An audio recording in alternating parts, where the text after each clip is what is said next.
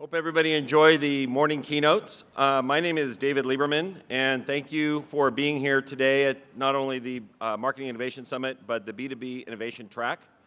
I've been at Demandbase almost 9 years now, so it's amazing to see how MIS has grown, how Demandbase has grown, and how account-based marketing has really taken hold and taken fire. We've got a great lineup of presenters here at the B2B Innovation Track. They're going to help everybody get a better understanding of account-based marketing. Folks are going to share success stories, talk to you about what's worked and what's not, and hopefully you'll get some ideas that you can apply to your own marketing initiatives. Feel free, of course, to take notes along the way, but all the presentations will be made available afterwards to everybody here. Before we begin, just a couple of housekeeping notes on the track. The track has several different sessions. This is the JFK room. Bathrooms located out and to the left, very important. During the presentations, of course, please put your cell phones on silent. And we ask that you be mindful that sound carries easily across the building, and we want to make sure we pay attention to the presenters. Each presentation today that we do will last 45 minutes, and there'll obviously be time for questions at the end. So with that, let's get started. Our first session is entitled, on the B2B Innovation Track, is titled New World of Marketing, the Perfect Customer Experience Management. And in this session, we're going to discuss how using marketing technology, how we can use marketing technology to create end-to-end solutions that engage customers at the right time via the right channel. The session will be presented, fine gentleman on my left, Thimaya Subaiya. Thimaya has several years of experience in marketing strategy and planning. He holds an MBA from the ENPC School of International Management and believes in a philosophy that is rooted in using data to help make marketing decisions. Over the last several years, he's been one of the rising stars at Salesforce. Presently serves as SVP of Global Marketing Operations. Ladies and gentlemen, please welcome Thimaya. Thank you. Thank you. Thank you, David. Thank you all for having me here. I'm really excited to be here talking to you about the new world of marketing. What I'm going to do is I'm going to briefly go through an introduction about myself as well as Salesforce, because I'm going to be referencing a lot of technical terms related to Salesforce. So it's best that you're on the same page as me. And then further, I'm going to go deeper into the perfect customer experience management, and finally close it out with a Q&A session. But before we get started, here's a forward-looking statement from Salesforce, and this is something that basically says that you're going to make all your purchasing and buying decisions based on what is currently available within the market, that you're going to get really excited about this presentation, but you're not going to walk away and make bad decisions.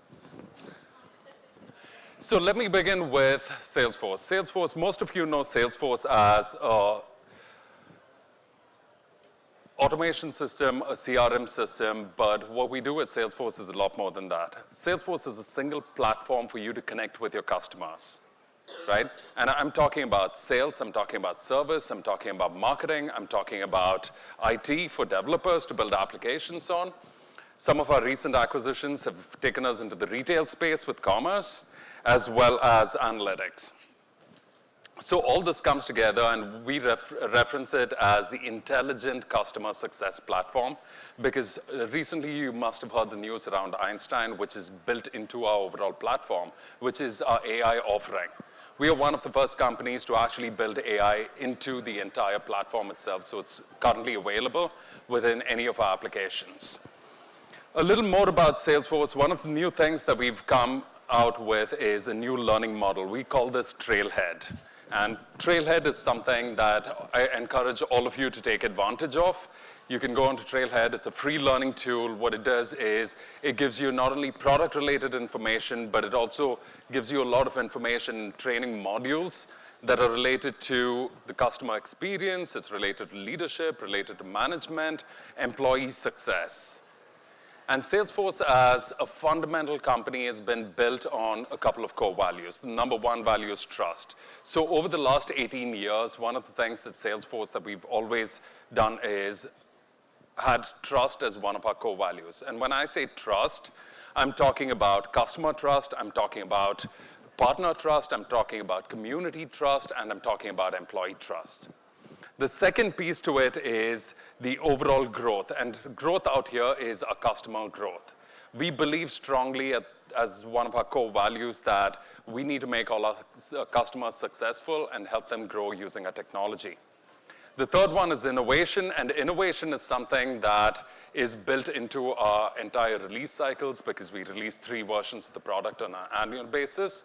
But apart from that, you must have seen and heard a lot of news around AI. We are on the forefront of that technology, and this is where all the innovation comes in from. And finally, the fourth core value is equality. And equality is not only gender-based equality, but we also believe in diversity within the entire workforce as well as within the entire community. So going from here, all of you are marketers in the room. And one of the things that you may have noticed is, or you may be in the forefront of, not even noticed, is that the entire world around you is getting smarter. And by smarter, I mean that the entire trend has disrupted the way we market. The way we marketed a couple of years back is completely different from the way we market now. I've been with Salesforce for the last 7 years, and when I started at Salesforce and I think about where we were versus where we are right now, I'm like really amazed. It almost feels like night and day. But what's really exciting is where we are also going. So I'm going to talk a little more about where we are going, but before that, how many of you in this room have used search? Come on, really? Everyone. How many of you are on social? There you go. How many? I'm not even going to touch upon the mobile piece or the technology piece because I know everyone in this room has a mobile phone. If there's anyone in the room who does not have a mobile phone, can you raise your hand, please? Thank you. And how many of you have used AI? Actually, you know what? All of you in this room have used AI. If you've used Siri, if you've used Cortana, if you've used any of those technologies, Alexa at your home, or even if you've used Facebook, if you used any kind of modern age products, you are touching AI in some way, shape, or form or the other. But what has this done to the overall customer buying experience? The customer buying experience has changed. We've seen an explosion of products, we've seen an explosion of channels, as well as the content that we are creating is becoming more and more and more. So now if you take your products, you take your channels, and you take your content, and combine all of those, what typically tends to happen is you end up with about over 1,000 different ways that a customer can interact with you. So from a customer's point of view, they are interacting with you in multiple different ways. What is this doing to a marketer? It is making our world way more complex in the way that we engage customers. But what is on our side? What's on our side is data. Every single customer touch point gives us data. And the best part about this data is it can be referenced, it can be used. But to do this in a very effective and efficient manner, what we need to do is we need to be able to take these multiple different permutations and combinations and create a single framework. So I'm going to talk a little more about what I mean by a single framework. What I mean by a single framework is basically you start with your messaging. You need to have a unified messaging framework, right? And this begins with a unified point of view. You can dissect that by either industry, you can dissect that by line of business, you can dissect that by a segment that is referenceable by your customer segment.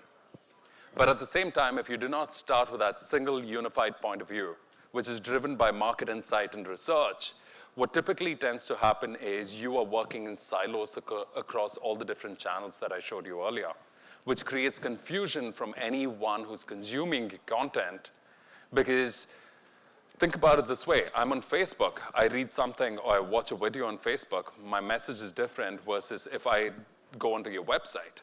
You need to connect the dots between that. And the best and the easiest way to do that is reference a single common messaging framework, create a unified point of view. But together with that, there comes one different area, which is so you have your messaging. You need to translate that into an execution plan. But somewhere in between, there is the thing about what I call orchestration. It's been highly ignored within the entire industry for a very long time. And typically, as marketers, it's not in our consciousness to think about it. And that is where I'm going to spend a lot of time, right? But that leads to all the different channels that you execute on, which creates a seamless customer experience, whether it's top of funnel, whether it's bottom funnel, the content being consumed gives out the same message. You're talking about the exact same thing at every different customer touch point.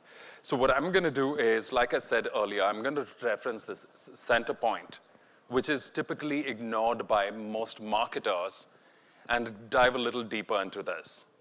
And this is what we call the perfect customer experience management, right? Think about it this way, like me as a marketer, I've always tried behind, okay, I need to create a perfect marketing journey.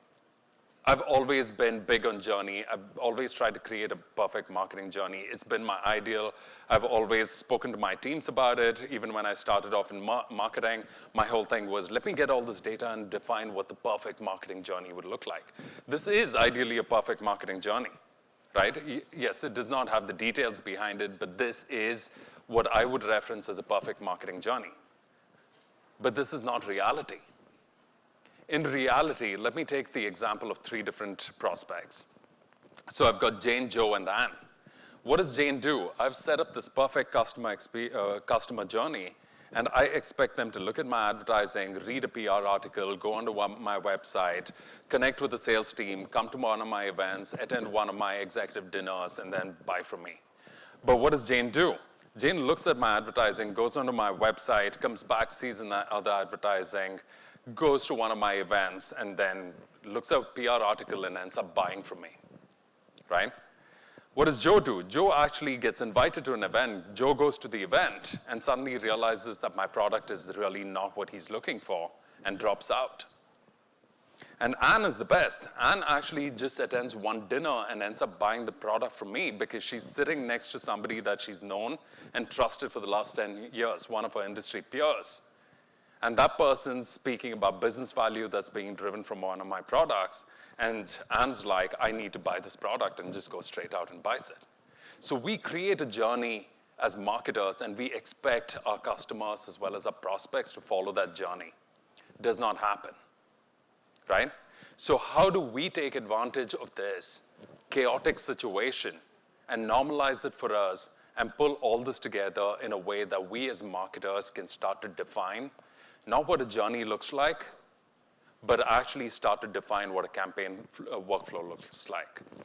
So welcome to the new age of marketing, AI-driven marketing orchestration. And what I mean by AI-driven marketing orchestration is, number one, you need to rethink your journey-based marketing in the context of campaigns workflow. And use the power of AI and all that information that you're gathering from your products versus your channels versus your content to be able to create a seamless customer interaction, right? So what happens? Think about account-based marketing. We are here talking about account-based marketing, but at the root of every account-based marketing are contacts as customers, prospects. We are not really marketing to an account. We are marketing to individuals. There are 5 people who are really, really meaningful within each of these different accounts that you want to get to, right? So you take your entire contact-based marketing, and instead of having people chaotically go towards any of your journeys, what you do is you start to bucket them out. You start to bucket them out. And like you can see here, Jane, Joe, as well as Anne have been bucketed by me into various different activities that I am going to push them towards. Simple way to explain this is there are about 150 people in this room right now. Back in the day, the way we'd actually invite people into this room is we'd send out we'd put display ads up, we'd push this material out on digital as well as invites, email, and expect people to show up here, right? But in this model, it's completely different. I know who are the 150 people that I want in this room. And those are the only 150 people that I'm going to target because I'm forcing you into a journey. That's the best way to think about this. And with all this data that is available to us, historical as well as data that is available within various different markets, what you can do is you can start to use this to actually orchestrate your marketing campaign workflow. Going further from this, how does let me show you an example in a demo of how this looks like. One of the things that I keep telling everyone is sales teams have CRM. How come marketers do not have any tool that you go to, you log on to on a daily basis that lets you plan your day? right? As a campaign manager, I typically look at any kind of dashboard. I'm reviewing numbers. We're talking about strategies on a PowerPoint slide. Every single sales rep who walks into the office, the first thing that they do is log onto a system. They know what their opportunities are. AI gives them recommendations on who to call, who to talk to, what are the various different places that people are in. But as marketers, we do not have a tool like that, right? We are left to a perfect journey that we've created in our minds and expect everyone to follow that journey. And if something's not tracking, we go back and fix the strategy. We go back, fix the journey. We do not fix the execution. So this is a dashboard that is for a marketer. It is a marketing orchestration dashboard that takes your entire campaign workflow, ties it all together. It's in 4 different sections. I'm going to walk through each different section, right? This basically, the first section out here gives you, I'm a campaign manager for Houston. It gives me very clearly what are my goals that I'm trying to achieve. How am I going to get to these goals? Like you can see here in the first section of it, I've got 82 accounts that are based in Houston. But it's also giving me key insight that I have only 50% of the accounts available within Houston in my database. What if one click, you could actually go into this and buy the additional contacts that you have or you need within the rest of Houston? What if it let me refresh the entire contact database on a regular basis with one click to clean my database? I don't have to have a separate team going out there doing this for me. The second piece is it tells me how am I performing and tracking against where I should be. Like you can see here, 35 of my customers have engaged with me in the last 50 days. That's 25% of my overall available customers. 25%. If I didn't have this dashboard, if it wasn't driven by data, I would never know that I'm touching only 25% of my existing customers. What does that mean? I'll tell you how AI can tell you what that means and what you can do about it in just a second. The third piece is I have 5 active campaigns. My active campaigns I'm tracking. I'm going to show you the dashboard around these 5 different campaigns, how they're tracking. But what does this also mean? All my 5 campaigns are very prospect-focused, and I don't have enough customer-focused campaigns. And finally, it gives me where am I trending and tracking towards my targets. So those 5 active campaigns that I have, what if the dashboard automatically showed me how am I trending against these? Am I getting the return for my investment in all of these? And like you can see here, there are 2, display and email, right, which are not tracking the way I want to. The third piece of this is what is the latest marketing activities that my contacts have engaged in? And if I drill into this, what if I knew that Joyce out here, who's actually downloaded my web calculator, is able to I need to push Joy into a dinner invite next. One click, what if I was able to say, tomorrow there's an invite going out for this dinner. I need Joyce included in this dinner. What if I could do this on a scaled basis where I'm setting up the dinner and I don't have to figure out who I'm going to invite, but the system automatically tells me, here are the 100 people that you need to send out invites to, right? So that they are available, they're the right people that you want to target. And finally, what if AI gave you the recommended next steps? The first 2 are related to me creating more customer-focused campaigns, because I'm touching only 25% of my customer base. The second 2 are, what do I need to do further to enhance my push within the area of Houston? And the last one out here is, how do I enrich my account database? What if it said, with one click out here, you can enrich your entire customer database? This is AI not only telling me how to read the dashboard, but also giving me the next recommended actions that I need to take. And this is the power of marketing orchestration with AI built into it that we are missing right now, that we are heading towards, and this is the most exciting bit of it. So what does seamless marketing orchestration mean to all of us? It's a single view of a customer. We go through multiple different vendors, multiple different technologies. Like if I look at my marketing tech stack, I've got different technologies running across all of these. Most of them are Salesforce. I also use external technologies. But at the same time, what am I missing? Every time somebody comes to me and talks about replacing my entire tech stack, I'm like, don't replace my tech stack for me. Help me coordinate across all my tech stack. Build me the orchestration layer on top of my tech stack that lets me work seamlessly across all these different things. Like, for example, Joyce, who I referenced earlier. If I need to send her a dinner invite, I don't need the orchestration system to do it. I want the orchestration system to be able to engage with my marketing cloud, Salesforce marketing cloud system, to be able to send out that dinner invite. I already have that in place. Don't replace it for me. Help me utilize it. Help me make sense of all of this, right? So if there are 3 different things that I want you to take away from this entire presentation, number 1 is integrate your messages across all your different campaign workflow, across all the different channels in a common framework. Because without a unified message across all the different content and activities that you are creating, your customer experience, it's going to be simple for you, but it's going to be complicated for your customer.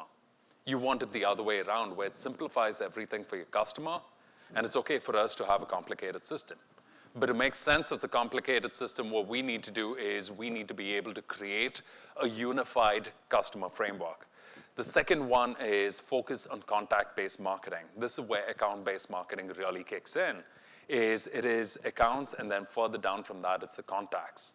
How do you take these contacts, start to focus on them, get them to the right place at the right time, and not just create a perfect marketing journey and expect people to follow through? Never going to happen. And the third piece is rethink your entire campaign workflow, not as a journey, but as a workflow in terms of where are you sending your contacts to, and do you have the right activities in place? And all of this pulled together is what creates an AI-driven marketing orchestration system. That's it for me, but I'm going to open it up for Q&A. I know I'm ahead of time. I promised you guys I'll be ahead of time. There you go.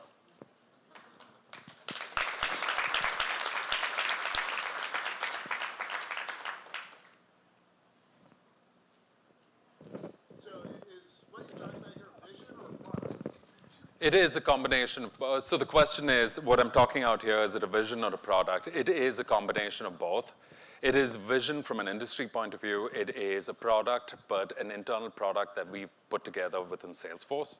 So we are actively using this right now, but I'm also pushing it out to the industry because there are a couple of players, like Demandbase is one, ZenIQ is the other. There are a couple of players who are moving into the orchestration layer also.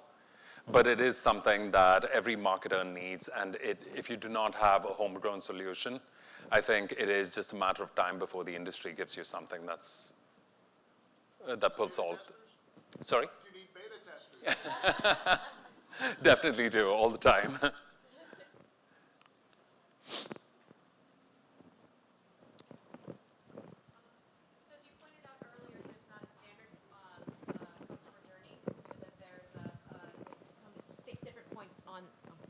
Sorry. As you pointed out earlier, there's not a standard customer journey, that they could hit a couple of different places in the path, and any customer could go in any direction. What does AI do that allows it to recommend this is what a particular person should do next, considering there seems to be so much individuality in terms of where people go and how they get to that final destination? Great question. So I go back to this thing called propensity to buy. Right? Propensity to buy is actually determined based on historical information from all your different customers in terms of the buying patterns and the engagement that they had prior to buying. Let me take propensity to buy and rephrase that as propensity to engage. And propensity to engage is a little different because it's not only about the buying, it is about how do you get to that phase of buying. So if you take propensity to engage and then you break it down into this is the next best recommended action that you should push somebody down as part of your journey. You start to very simply qualify, and AI is able to determine what is the highest propensity to engage based on your last marketing interaction. And based on that engagement, is it going to give you a deal size lift? Is it going to help you reduce your sales cycle? Is it going to help with the overall selling motion? And I think that is the power of AI, because I know that we have 120 million rows to cycle through. We can use data science to do it. We can do all of that. But here, it's a recommended step in terms of all the different marketing activities that I already have. How does that fit into the engagement journey? And then further from that is the power of AI that tells me what is the next best action for anyone to go to, but from an engagement point of view and not from a buying point of view. Does that answer your question? Yeah. When you're building a solution like this, what incentives have to be aligned across the different teams? Because you're pretty much bringing all the marketing orgs, and based on this, the decisions can affect one org or the other in terms of the value they play across the funnel. So how are incentives being aligned across the different field marketing, brand, growth? That's a great question. So the question is, based on this entire thing, because it needs to work seamlessly across all the different marketing organizations that you have, what are the incentives and how do the incentives, current incentives, get impacted? One of the things is we've been in the process of coming out with something like this for over the last 3+ years. And over that period of time, it's been a journey. It's been a journey in the sense we've had to reorganize. We've had to re-incentivize people based on different KPIs and different metrics. But at the same time, if you think about where I started off with a common messaging framework, and that drives the entire marketing activities across all the different teams, you get two big advantages. Number one is there's no more siloed activities happening. There's nobody creating an ebook and saying, I want this ebook out, and this is the only ebook that's going to go out. That's completely off message. What it does is it brings all the marketing teams together because everyone is working towards the same content. And the best way to think about it is, I don't know how many of you are familiar with an attribution model, but I'm going to try to break this down for you. So we, within Salesforce, realized that every different opportunity that we have, irrespective of what size, what segment, what geo, is touched by 62, on average, 62 different marketing activities. Every single opportunity is touched by 62 different marketing opportunities. Just let that sink in. That is a lot of marketing activities. So we go through this process of, hey, first touch, last touch, which one should get credit for it? Or should it be all the different touches? One of the things that this also feeds into is the AI-driven technology lets you create an attribution model, once again based on the propensity to engage, that actually breaks down all the different touches that you have. It could be across an event, it could be across display, it could be across SEM, it could be across ABM, it could be across multiple different things, to be able to say which one engages you the highest. And if you have $1 million opportunity, how does that opportunity get attributed across the board?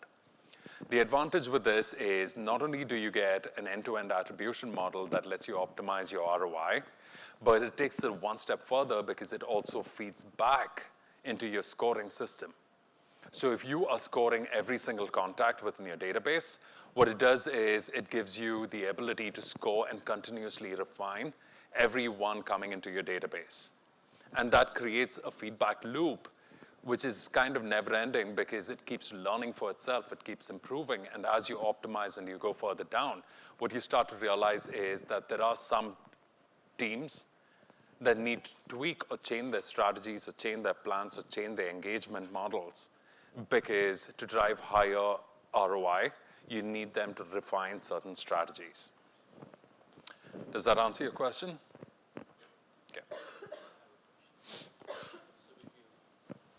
So when you define the engagement journey based on the propensity to buy, for example, if Joe has downloaded a white paper and maybe the next course of action is to direct them to a dinner, a CXO dinner or whatever.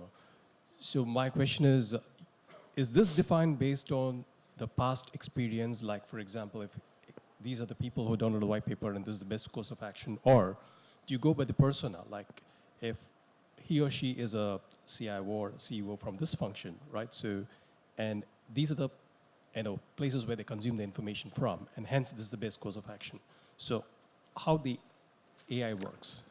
The AI works in a way where it is not only who the person is, what the persona is, right? You can break it down by multiple different things, including what's the geo of the person, what's the title of the person, You can break it down further based on what are the previous activities that they've done before they downloaded the white paper, and further take it down into industries. Which industry segment are they coming down from, and which particular segment are they focused on?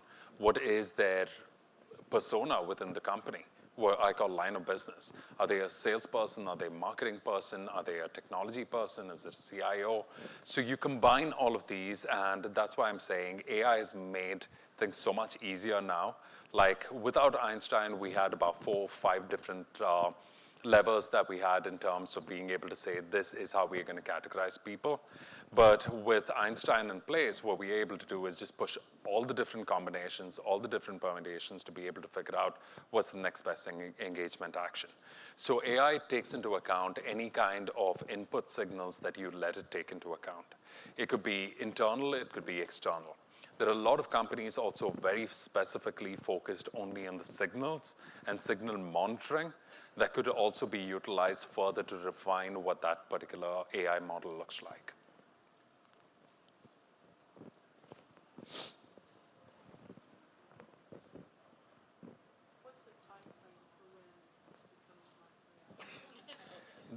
So the question is, what's the time frame for them when this becomes market reality? That actually is a great question because, and I was hoping somebody asked that. Salesforce has been working on this for the last 4 to 5 years, but our entire function is built on our existing technology stack internally only. So we built it out for internal consumption. Over the last 4 to 5 years, we've been refining our model, refining our data model. We've also made sure that all our systems can feed into this with this as the vision in mind. In terms of being able to create a homegrown solution, the answer is now. In terms of something like this being available in the market, I'm expecting to see something come out very soon, within the next year or 2. In fact, like I mentioned earlier, Demandbase is one of those companies that's there. There's another company called ZenIQ that's also headed in this direction.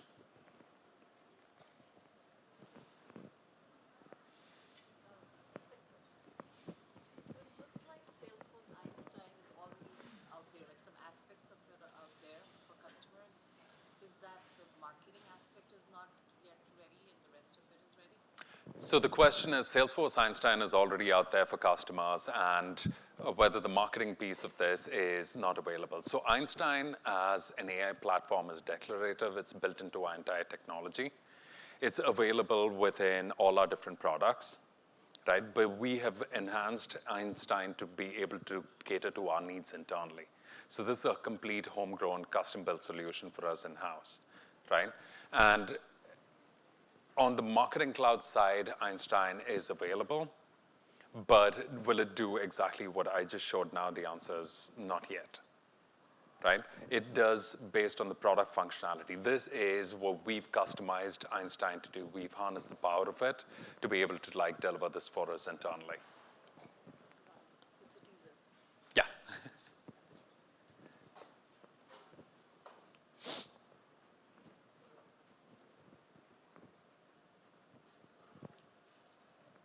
Anyone with the last question?